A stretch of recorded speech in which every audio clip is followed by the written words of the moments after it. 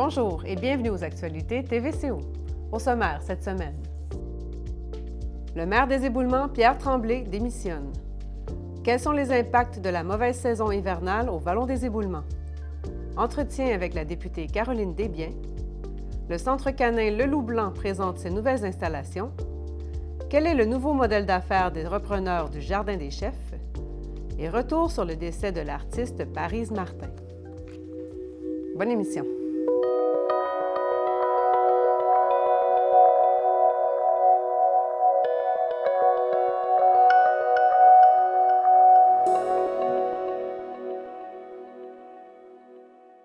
Une autre démission dans le monde municipal au Québec a cette fois lieu dans notre région.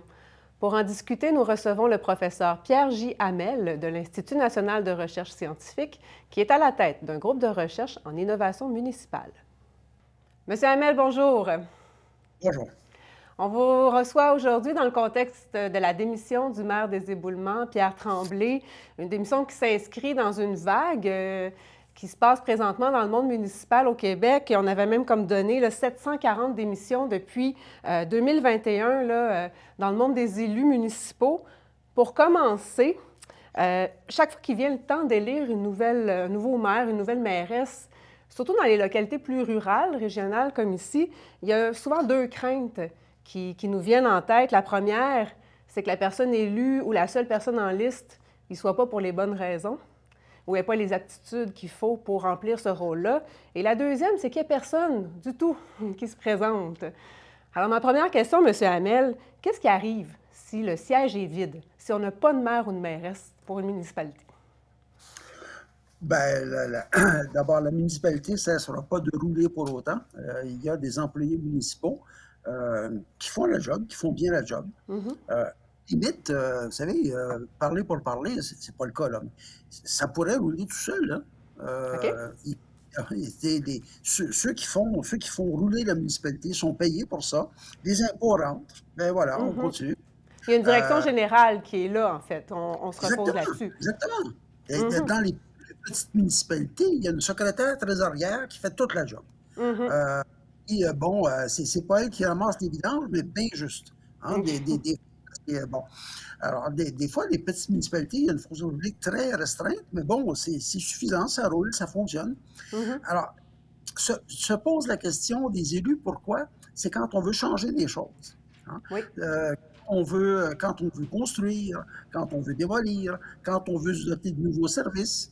Et là, se pose la question, d'abord, est-ce qu'on permet des constructions? Si on vous annonçait demain matin qu'il y a une construction dans votre cour, là, vous ne seriez peut-être pas content, ou peut-être que oui. Bon, alors, et c'est ça. Là, ça prend des gens qui sont quelque part légitimes de prendre des décisions et qui vont le faire dans le meilleur intérêt de tout le monde. Alors, des fois, ça ne fera pas votre affaire à vous, mais ça va être dans l'intérêt de l'ensemble de la communauté. Bon. Et puis, est-ce que ça pourrait être des fonctionnaires? Ben, c'est là qu'on a, en général, on se dit, ça serait pas plus bête si c'était des gens qui étaient un petit peu plus redevables aux gens qui sont impactés. Et une des façons d'être redevable, c'est d'être élu. Monsieur Tremblay, au moment de sa démission, il a mentionné qu'il croyait que ça prendrait une exigence de formation pour les élus municipaux, comme de quoi souvent le rôle, la responsabilité qui vient avec ça était parfois mal comprise. Est-ce que c'est quelque chose qui se voit ailleurs, qui a déjà été réfléchi? Oui, tout à fait. Mais ce qui se voit beaucoup pour plusieurs fonctions municipales, on va dire, c'est que tu n'es pas obligé d'avoir une formation pour te présenter puis pour te faire élire. On insiste beaucoup pour qu'il y ait de la formation au départ. Et il y a des endroits pour certaines fonctions où il y a une formation qui est exigée pour une réélection. Il n'y a pas de fonction municipale bête, stupide. Non, il n'y en a pas. En général, ça prend une bonne formation pour être performant, hein, pour bien faire les choses. Et maire puis conseiller, c'est pareil.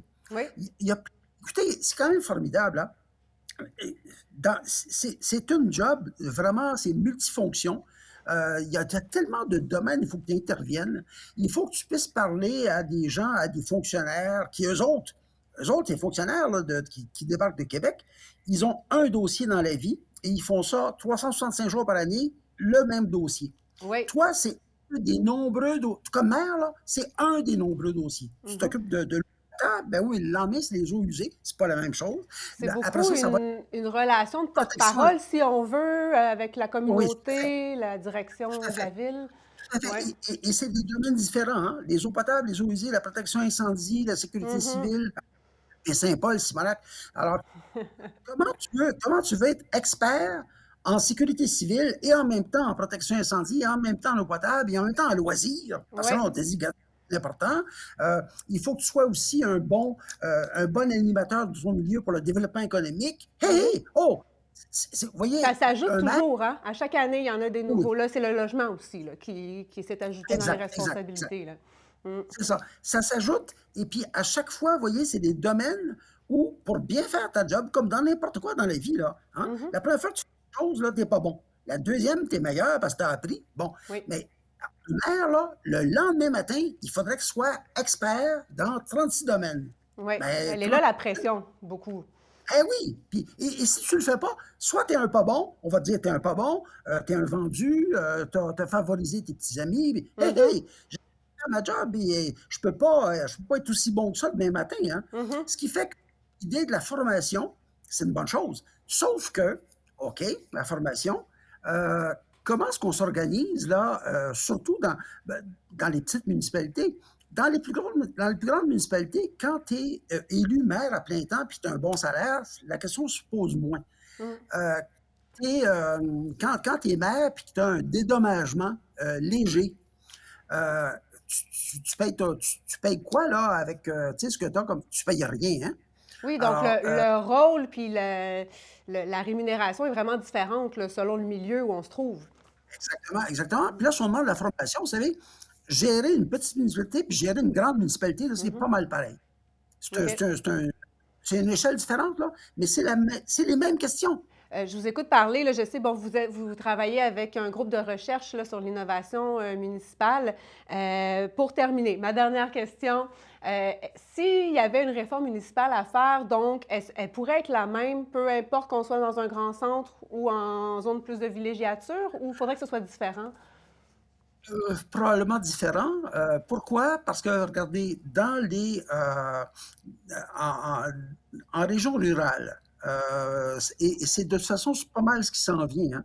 Hein. Mhm. C'est pas pareil, c'est pas au même rythme, mais dans beaucoup de régions, les MRC ont pris un ascendant, ont pris un rôle qu'elles n'avaient pas forcément à l'origine, mais je pense à la MRC de la Matapédia, par exemple, Oui, hein, eux autres, ils emmènent large depuis longtemps, puis bon, ils se sont grillés de services supramunicipaux, vous voyez.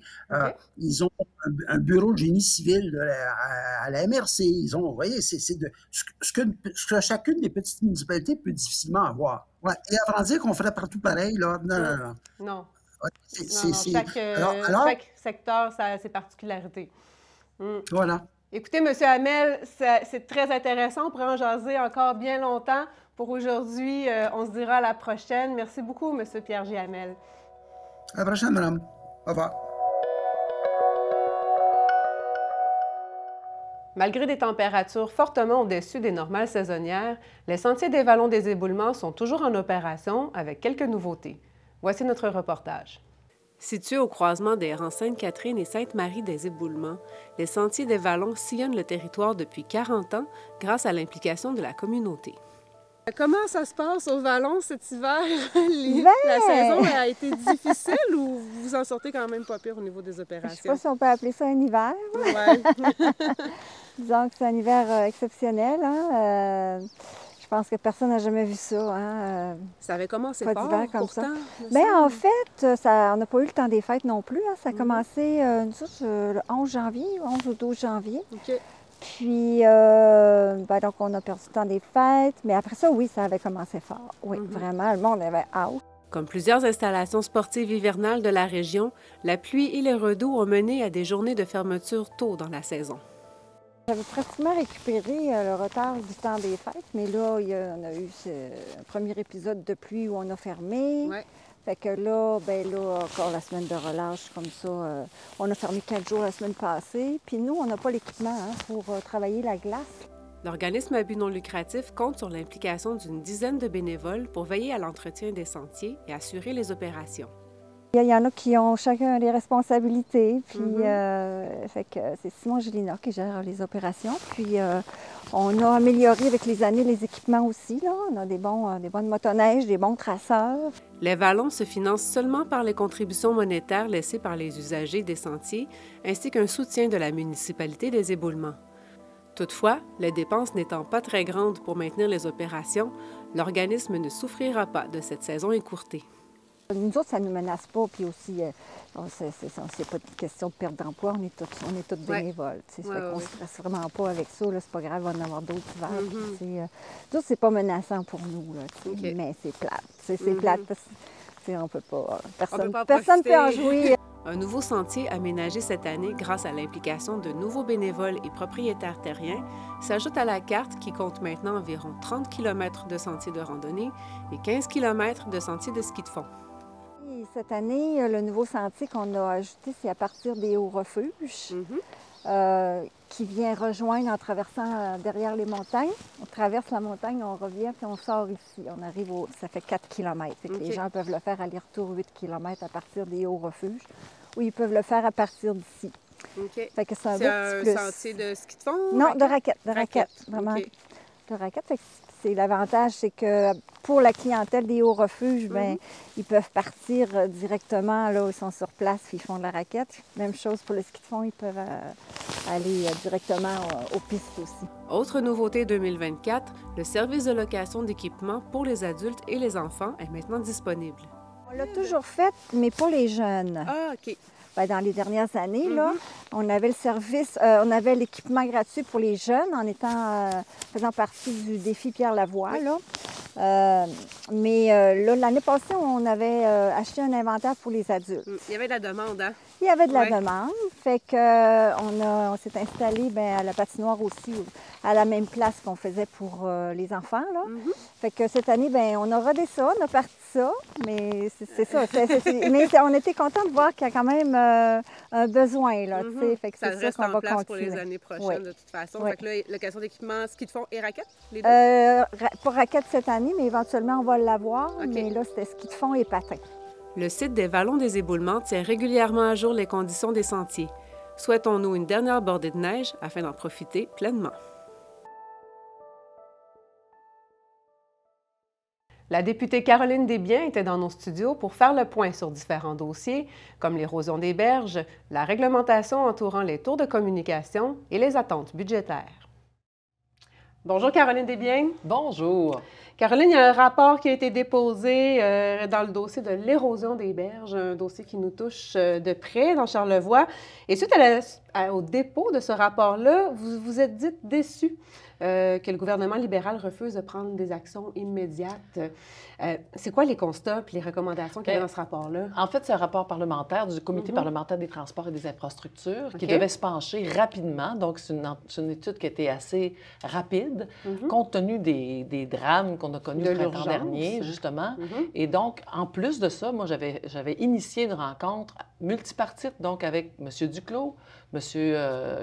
Joël Godin, c'est ça, et moi, avec le conseil municipal, et on avait donc ensemble pris acte de la situation, des besoins imminents de Baie-Saint-Paul. Donc, on avait vraiment en main l'ensemble de l'œuvre. On était supposément capable d'avoir des sous rapidement. Ils ne sont pas encore arrivés. Il n'y a pas de décision même de Et Baie-Saint-Paul est rentré dans tous les délais. Tu sais, il y a toujours des délais, des normes, des machins. Alors ça, ça a vraiment été fait dans les règles de l'art, mais on n'a pas de son, pas d'image. Et le comité qui s'est penché là-dessus avait certaines recommandations très précises d'urgence, dont la formation d'un programme, un nouveau programme, ou raviver celui qui a déjà existé mais qui n'est plus là, justement pour venir en aide dans des situations d'extrême urgence causées par les changements climatiques de différentes natures. Ça peut être les feux, ça peut être les inondations, les glissements de terrain, l'érosion et tout.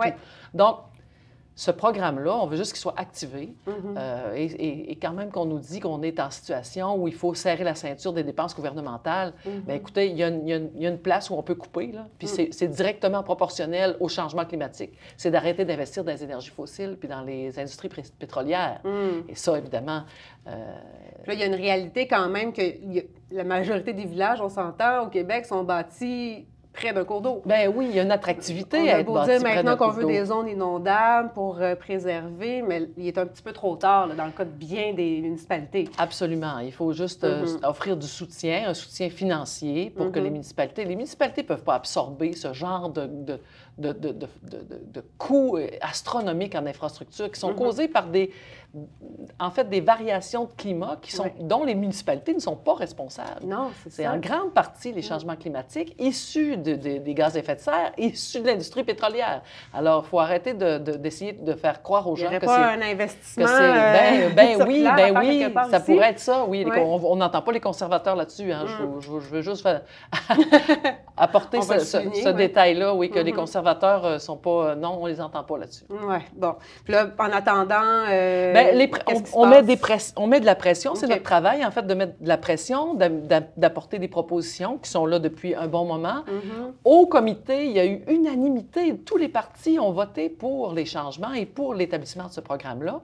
Mais le gouvernement a choisi de ne pas emboîter le pas des recommandations du comité. Alors, rendu là, ce qui est à blâmer, c'est le gouvernement de M. Trudeau. Et on va continuer de le dénoncer, évidemment. C'est souvent là-dessus qu'on finit par jouer. On ramasse un certain groupe, nous, le Bloc, un certain consensus du terrain, et on apporte ça au fédéral. Et là, à travers les médias, à travers nos interventions en chambre et tout, on finit par mettre assez de pression pour que les choses se passent. Donc on va continuer de faire ce genre de travail. À mon avis, ça devrait... Le printemps s'en vient, ce sera, encore une fois, c'est un hiver étonnant, avec des températures étonnantes. Il va y avoir un stress qui va arriver aussi, hein? Il y a des agriculteurs qui sont inquiets, il y a plein de monde inquiet. Donc, il faudra vraiment qu'on agisse là-dessus. Et en passant, ça va coûter encore plus cher pour Trans Mountain, le pipeline. Ils ont annoncé encore des hausses de près de 10 milliards. Donc, l'investissement là-dedans est plus élevé que ce que ça milliards, prendrait 10 et de ce qu'on attend pour les berges. Alors, juste ce milliard, ces 3 milliards-là, ça ferait un job. On espère qu'on n'attend pas une autre catastrophe avant d'agir. En fait, ce sera à suivre. Je pense que ça ne sera pas bien vu si on fait face à d'autres situations et qu'on n'a pas l'aide appropriée du gouvernement.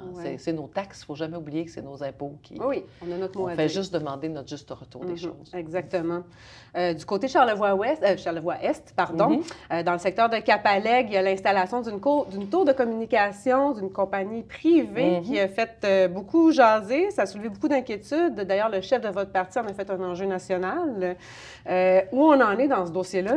Bien, écoutez, il y a un jeu avec on joue sur le temps pour user la procédurite. Et donc, on pense user les citoyens, à mon avis, en étirant tout ça, en répondant pas aux questions dans les délais prescrits, en continuant de dévier. Puis pendant ce temps-là, on gagne du temps et les gens s'essoufflent. Et c'est ce que mon chef a dénoncé la dernière fois, c'est que, premièrement, les mises en demeure, on a mis en demeure des gens qui ont voulu juste faire valoir leurs droits. C'est de l'intimidation. Et à ce niveau-là, M. Blanchet dit c'est un cas national parce qu'il ne faut pas que ça devienne une habitude. Si on laisse passer ça, on va laisser passer encore plein de choses. Tous les citoyens qui nous écoutent, qui ont eu affaire à faire des changements sur leur terrain, à apporter des déplacements de galeries, des machins, on demande des permis pour le faire. On a un certain nombre de règles à suivre. C'est les mêmêmes règles qui s'appliquent c'est un autre genre de règles parce que les municipalités n'ont pas assez de pouvoir. Donc, ça passe par l'ISDE, qui est une instance gouvernementale qui gère un peu les télécommunications et ces choses-là. Malheureusement, c'est du cas par cas et il devrait y avoir plus de pouvoir dans les municipalités pour gérer ce genre de choses. Là, la municipalité est comme pris entre l'arbre et l'écorce, pas de pouvoir, pas de poignée, comme on dit, et on attend après les délais de fonctionnaires qui étirent toutes sortes de patentes, ce qui fait en sorte qu'à la longue, il y a un épuisement de l'ensemble de l'œuvre. Mais on ne veut pas abandonner ces gens-là, parce qu'il y a plus de 1000 personnes qui ont signé cette pétition-là. Okay. Il y a 4 personnes qui ont été mises en demeure juste parce qu'ils défendaient leur point, tout simplement, qui était juste et légal. Et donc, on va céder le terrain et les pouvoirs que se sont inventés cette compagnie-là pour décider de monter une tour de 300 pieds où ça lui tente, pris dans... Parce que pour tenir une tour comme ça prend des attaches assez larges. C'est invasif, là, comme installation. Oui, clignotant. Il y a un monsieur qui dit « Moi, je ne suis pas capable d'écouter ma TV. Elle clignote dans mon écran tout le temps. Il a toujours changé sa TV de place. » Il y a vraiment des choses... Parce que là, la tour, elle est là. Elle est là, elle est là. Donc, écoutez, rendu là... Je pense que c'est une intervention du ministre que ça prend, M. Champagne, et c'est ce qu'on demande. Je sais que M. Blanchet lui a glissé un mot là-dessus et qu'il va lui revenir à la charge quand on va retourner en chambre. Parce que pour l'instant, il n'y a pas eu de réponse. Et moi aussi, je suis intervenue auprès de M. Champagne qui, m'a dit qu'il partait pour la COP 25, la COP 28, je ne sais pas trop. Ça pourrait créer un précédent aussi. Là, et c'est ça qu'on veut éviter. C'est que si on donne, on sait quand on donne un pied, on se ramasse avec un mille de... On pourrait se ramasser avec des antennes partout. Oui, puis après, n'importe qui va dire, ben là, vous avez laissé faire, eux. Pourquoi vous ne me laissez pas faire, moi? Un classique. On est dans un état de droit, on s'est donné des règles, donc il faut les suivre. C'est un cas d'espèce. Et au Bloc, on a décidé de soutenir la population parce que c'est la population qu'on représente. En fait. Oui. Autre sujet chaud, on en a plusieurs. L'immigration au Québec, au Canada, il y a eu un seuil qui a été rehaussé par le gouvernement fédéral. Il y a eu une réaction aussi par rapport à ça, comme de quoi ça serait à Québec de définir ce seuil-là. C'est quoi le jeu de pouvoir qui est ici? Là, en fait, ce qu'on déplore, c'est que le Québec n'a pas les pleins pouvoirs de son immigration. Et ce qu'on déplore au fédéral, et la plupart des provinces maintenant accueillent notre proposition, alors qu'il y a un an, on nous traitait de racistes, parce qu'on souhaitait, et c'est un thème que nous avons nous-mêmes avancé, on souhaitait une immigration réussie. Et pour avoir une immigration réussie, il faut être capable d'évaluer la capacité d'accueil une année à la fois, être capable d'évaluer, bon, cette année, on est capable d'en accueillir un certain nombre. Oui. Voici le nombre qu'on a évalué. L'année prochaine, ce sera un autre. Cette capacité-là? Capacité d'offrir du logement à ces gens-là, de capacité de travail, de transfert de crédits de formation académique. L'administration de l'accueil aussi, j'imagine. Évidemment, les soins de santé, les services de la petite enfance, et un logement acceptable et adéquat avec un salaire décent. Si ces gens-là quittent leur pays dans le but de venir s'établir dans un autre pays, un autre territoire, et qui souhaitent avoir une vie meilleure, si on leur donne une vie pire, personne n'a gagné. Le Québec n'a pas gagné et eux n'ont rien gagné non plus. Ça s'appelle comme ça une immigration réussie. C'est une immigration qui permet la francisation pour permettre au Québec de rester francophone. C'est fort important. Et que ces gens-là puissent s'intégrer et être heureux chez nous. Et ça commence par un certain nombre de valeurs que nous, on a en commun au Québec et qu'on veut faire valoir et mettre de l'avant. Et pour ça, il faut que le fédéral consulte le Québec. On est un peu, par contre, dans une espèce d'œuf ou la poule, j'ai l'impression, par rapport à la capacité d'accueil, justement, puis le besoin qu'on a de ces gens-là. En fait, la problématique vient, entre autres, des demandeurs d'asile, parce que le Québec a accueilli près de la moitié de l'ensemble des demandeurs d'asile du Canada, imaginez. Puis ils nous donnent pas d'argent pour compenser. OK, arrangez-vous. Ben oui, c'est ça. Alors, le Québec, qui doit dépenser une fortune pour gérer ça, doit le soutirer ailleurs. Donc, soutirer dans les coupures ici, les coupures là. Et c'est tout le monde qui paie la facture. Les nouveaux arrivants inclus, parce qu'eux autres, vont subir, une fois arrivés, ces coupures-là aussi. Donc, il faut absolument d'abord, il faut que le fédéral rembourse le Québec pour l'œuvre de charité qu'il a fait aux demandeurs d'asile et de charité qu'il a fait au nom du fédéral également.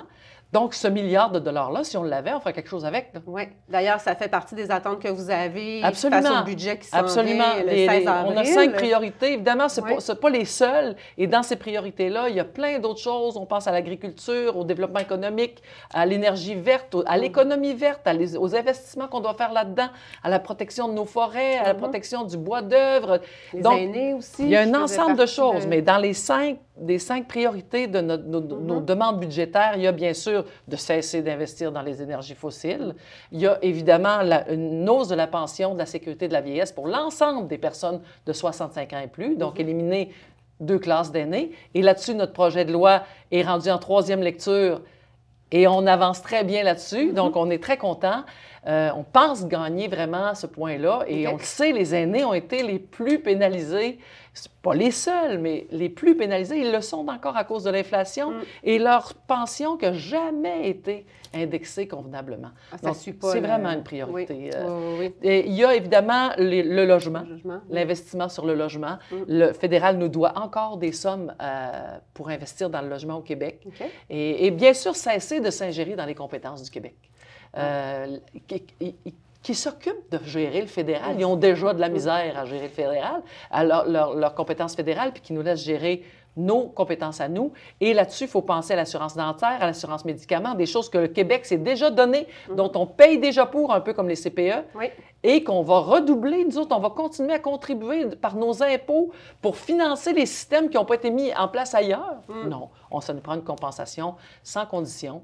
Et voilà, c'est ce qu'on défend à chaque jour, bec et ongle. Puis on aime ça. Mais on aime ça, puis on y croit. Puis je pense qu'on fait une différence. Même parfois, on est en Chambre des communes et le reste du Canada nous dit, le Bloc québécois, c'est vous qui êtes les plus constructifs, qui avez les meilleures idées. C'est beau quand on entend ça quand même. Ben oui, tout à fait. Caroline Desbiens, j'ai envie de terminer cet entretien en vous souhaitant une bonne Journée internationale des droits de la femme. Merci d'avoir été là aujourd'hui. Merci. Bonne journée à toi aussi. Et à toutes les femmes qui nous écoutent aujourd'hui. Oui, tout à fait.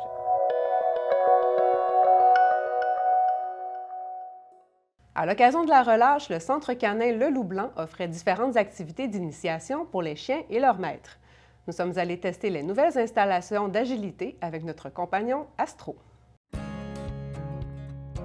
Un petit groupe de 4 chiens accompagnés de leurs humains se sont rassemblés sous le dôme du Centre canin Le Loup-Blanc à Baie-Saint-Paul pour s'initier aux techniques d'agilité canine. L'année passée, on a gagné la bourse Charlevoix Soutien de la Chambre de commerce lors du gala Charlevoix reconnaît. Le prix nous a permis d'acheter des obstacles d'agilité pour permettre aux gens de Charlevoix de découvrir un nouveau sport. Aujourd'hui, on est à la semaine de relâche, donc on a fait des activités découvertes, on va dire ça comme ça. Donc on a montré nos obstacles qu'on a achetés grâce à ce prix-là. Du 13 000 $ investis dans les installations, 6 000 $ viennent donc de la bourse Charlevoix reconnaît. On est vraiment maintenant bien équipés et en plus, tous nos obstacles ou presque sont homologables. Là, donc, si un jour on voudrait avoir une compétition d'agilité à la maison, ça serait possible là, de le faire. Là. On le refait. 1, 2, 3. Une bascule, une rampe ajustable, un grand A, une série de haies, un tunnel et un pneu spécialement conçu pour éviter les blessures ont été installés dans le dôme en attendant la belle saison pour être déplacés à l'extérieur. Moi, j'ai essayé les installations avec toi aujourd'hui. Je ne m'attendais pas à avoir un chien qui soit capable de faire ça. Donc, c'est pour tous les chiens, finalement. Il n'y a pas de limitation, vraiment. Exactement. C'est pour ça qu'on voulait aller vers l'agilité. C'est que de base, les gens nous connaissent, oui, pour la garderie canine, mais aussi pour le chien de troupeau. Les chiens de troupeau est plus pour les chiens bergers. Donc, on voulait aller vers une activité canine qui était vraiment pour tous, donc tous les âges aussi, toutes les races. Puis ça permet vraiment de développer un super relation avec notre chien. Puis des fois, ils ont des peurs sur des choses, donc on bâtit d'autres choses avec notre chien. Puis c'est vraiment pour tous les niveaux, puis on s'ajuste vraiment à chaque chien.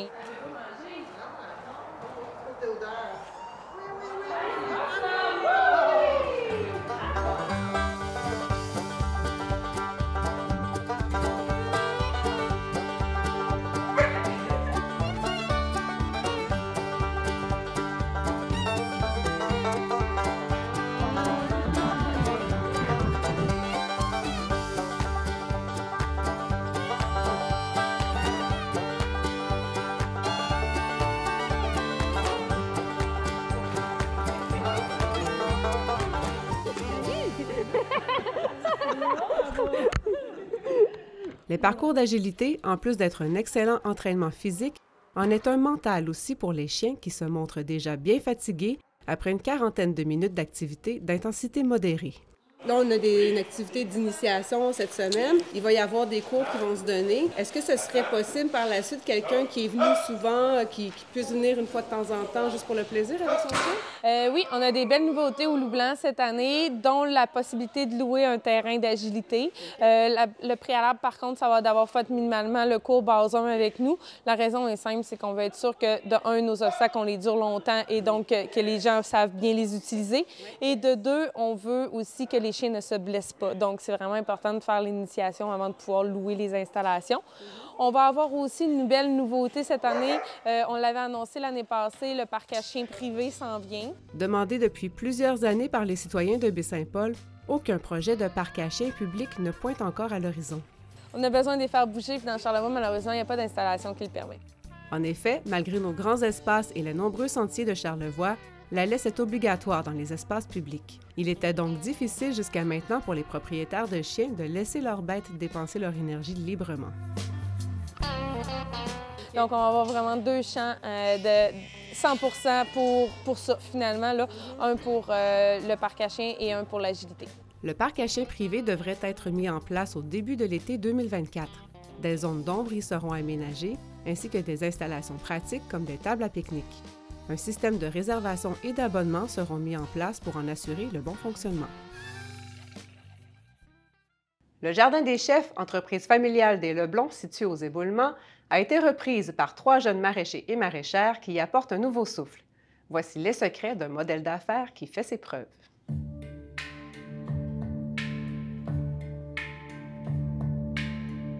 L'histoire de comment on est arrivé au Jardin des chefs, c'est un peu mélangé avec notre histoire de notre arrivée en maraîchage.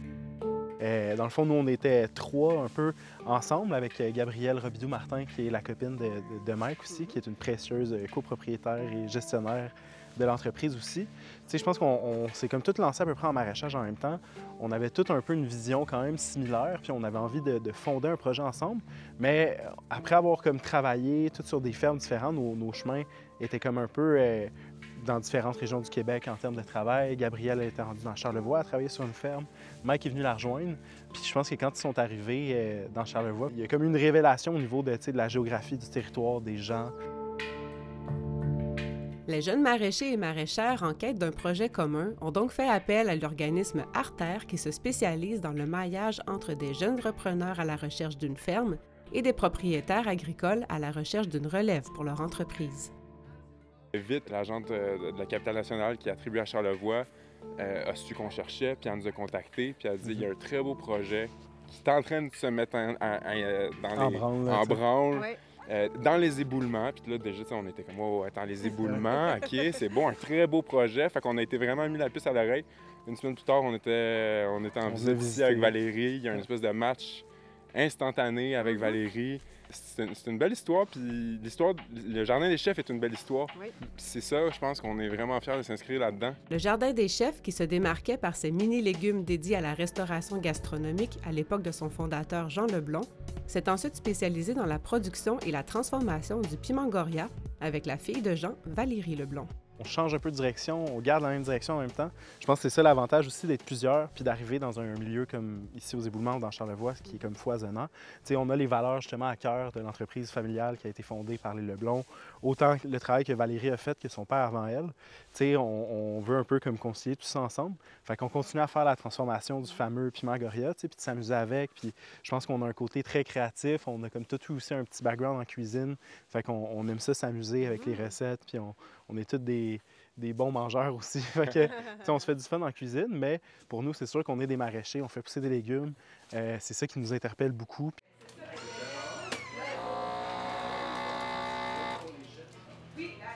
Si d'un côté les fermes ferment, la relève semble puiser sa force dans un nouveau modèle d'affaires qui implique plusieurs partenaires et une participation active de la communauté.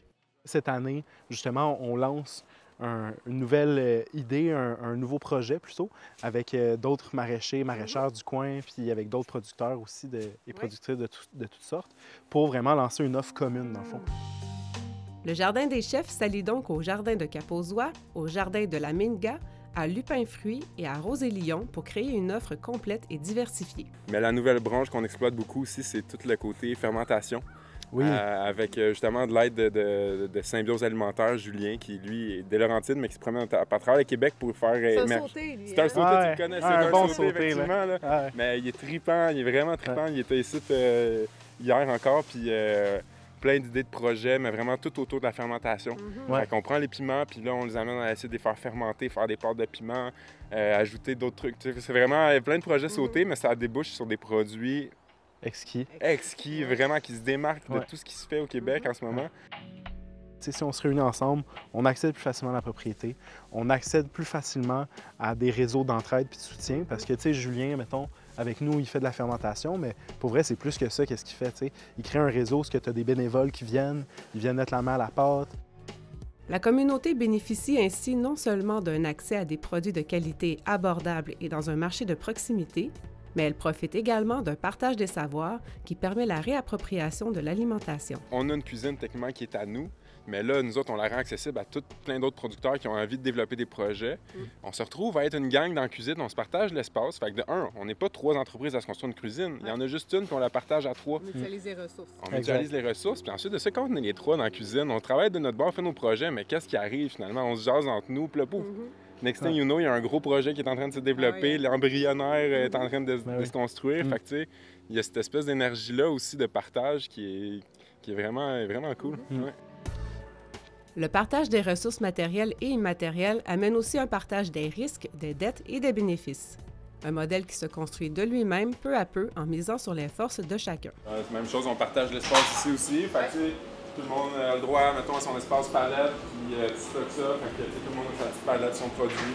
Là-dedans, il y a même une partie qui est collective. Fait qu'on on a fait du kimchi en gang pendant la célébration du kimchi. Fait qu'on a un stock qui est collectif, qu'on peut tout mettre la main dedans pour aller vendre des produits.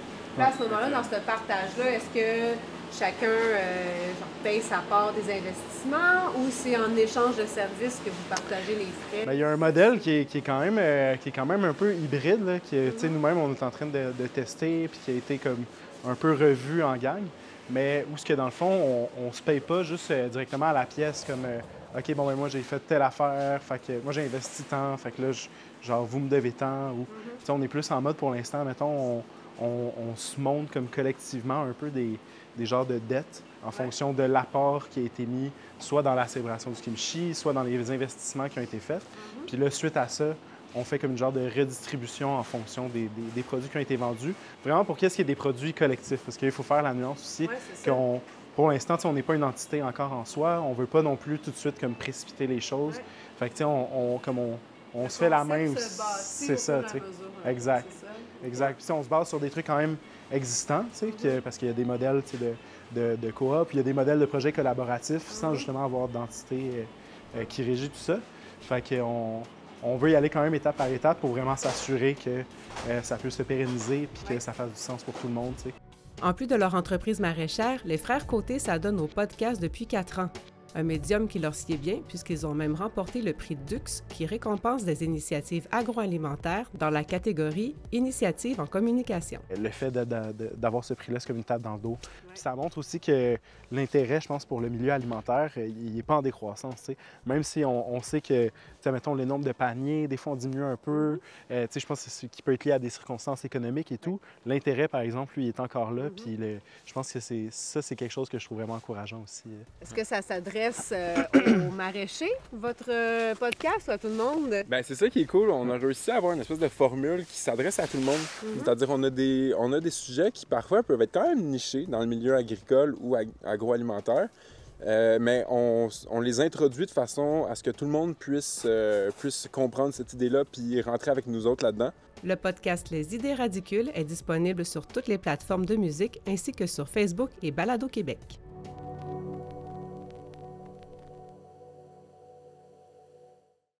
Nous apprenions récemment le décès soudain de l'artiste Parise Martin.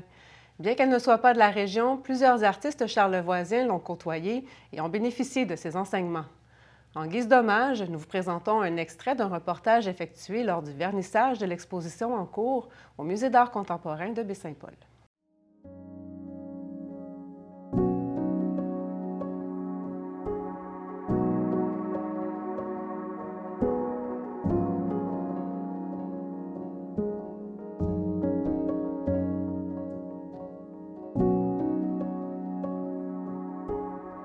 Audrey a fait énormément de travail pour retrouver les œuvres avec Paris. Puis après ça, bien, c'est nous de l'autre bord.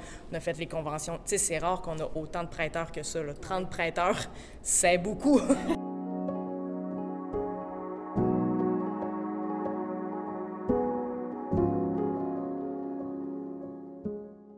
Originaire de Caribou dans le Maine, Parise Martin a grandi au Québec et est actuellement chargée d'enseignement à l'Université Laval.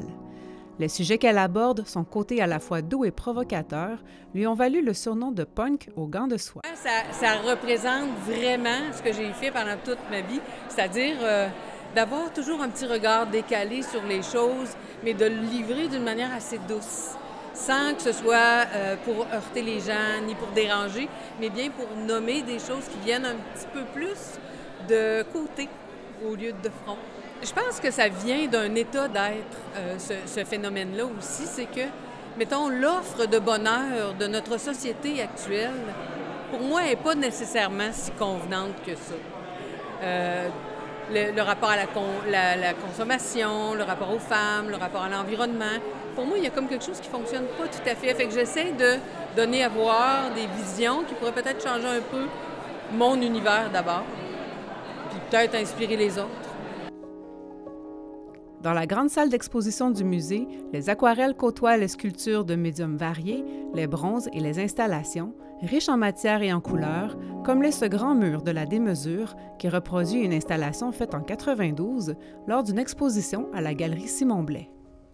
Et le concept de ce mur-là, finalement, c'est de générer une œuvre qui est totale, mais constituée de plein de parties qui sont disparates, hétérogènes, qui n'ont aucun rapport à ces objets-là ensemble, mais qu'au final, elles vont former un tout extrêmement dynamique, texturé, théâtral et coloré. La conservatrice et directrice générale du musée, Gabrielle Bouchard, est très fière de cette exposition pour laquelle elle avait carte blanche pour une première fois depuis son entrée en poste. En fait, c'était pas supposé être ça. Puis il y a eu un changement, je dirais, de dernière minute parce que, tu sais, il y avait quelque chose de prévu, puis finalement, il y a eu un délai, l'exposition a dû être repoussée, et là, j'avais rien dans cette salle-là. Fait que j'étais vraiment contente. C'était comme un beau cadeau pour moi. Fait que, tu sais, je voulais me pencher sur une artiste, pas avoir plusieurs artistes. Puis c'est sûr que le nom de Parise m'est venu en tête immédiatement. C'est tellement une technicienne incroyable, puis elle n'avait jamais eu d'exposition majeure muséale. Non seulement le choix de cet artiste amène un vent de fraîcheur, la programmation d'activités qui l'accompagneront pendant son séjour au Musée d'art contemporain de Baie-Saint-Paul ajoute à son attractivité. Mais en fait, ça a été à parler avec Parise. Parise, à la base, c'est une prof. Donc, elle, être avec des enfants, faire la création avec des enfants, c'est vraiment la clé. Puis elle-même, elle prend des cours avec son neveu. Depuis qu'il y a 4 ans, 5 ans, c'est lui qui lui donne des cours de dessin pour retrouver des manières de dessiner plus instinctives, exactement. Donc, pour elle, elle nous a vraiment demandé comment est-ce que vous mettez les enfants là-dedans. Tu sais, c'était super important pour elle. Je pense qu'il n'y a pas personne qui est seul dans son monde. Donc, on s'assure que la culture est vraiment un état de passage quand on travaille, puis on amène les jeunes dans nos expos. Puis aussi, c'est qu'ils n'ont pas toutes des idées préconçues sur qu'est-ce que ça doit être l'art. Donc, ils sont ouverts. On les fait entrer dans nos mondes tellement plus facilement, puis on dirait qu'ils ne l'oublient pas, ça, après. Ça meuble l'esprit pour longtemps, là. Des visites nocturnes à la lampe de poche sont également prévues dans le cadre d'Illumine Baie-Saint-Paul, ainsi que des ateliers de création et des conférences. La visite en compagnie de la commissaire de l'exposition, Audrey Caro, est aussi une invitation particulièrement appréciée, à laquelle les partenaires et amis du musée ont pu participer. Quand vous allez faire le tour, vous allez remarquer, pour moi, je voulais que ça soit expérientiel plutôt que de vous amener toujours Il y a des pistes de réflexion qui se trouvent sur certains cartels, mais je voulais que vous viviez son art, son travail. Et vous allez voir, en regardant les cartels au mur, vous allez peut-être vous étonner, ça a été fait en 90, mais elle revient sur ce motif-là au début des années 2000 ou bien en 2019, par exemple. Donc, il y a des éléments qui sont récurrents et c'est dans l'esprit de circularité qui se trouve chez Parise Martin, puis aussi dans un système organique, les choses sont mouvantes, elles sont dynamiques, elles bougent et ça revient. Et cette pièce-là, finalement, qui est une sphère, donc qui n'a jamais de début ni de fin, eh bien, le dessin qui est sur la sphère ici est à l'image de ça. En plus de Parise Martin, l'exposition Le corps sublime du sculpteur Jim Ritchie est présentée dans la salle attenante.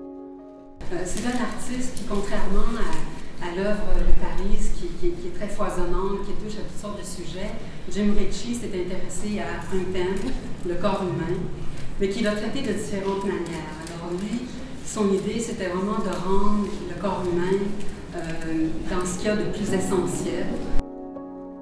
Finalement, l'exposition permanente au sous-sol a aussi été mise à jour.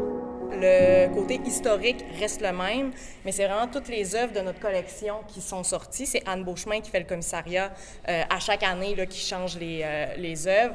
On a des œuvres de Serge Murphy qui parlent super bien avec les œuvres de Parise aussi, dans le côté de la couleur, dans le côté de l'utilisation de l'aquarelle, tout ça. On a Françoise Sullivan, encore une fois, parce qu'on n'est pas capable de se passer d'elle. On a Rita Letendre, donc on a des femmes fortes, Marcel Ferron aussi, qui sont vraiment mises de l'avant. Fait que c'est vraiment des œuvres intéressantes. On a l'œuvre là que j'adore aussi de, mon Dieu, Mathieu Valade, le chien qui mange dans son bol de lumière. Les expositions Regards obliques et Les corps sublimes seront présentées jusqu'au 2 juin 2024. C'est ce qui conclut les actualités cette semaine. Nous vous laissons sur des images de la dernière édition du Mégadrag de Charlevoix, qui s'inscrit maintenant comme un incontournable dans le monde des courses d'accélération en motoneige en Amérique du Nord. À la prochaine!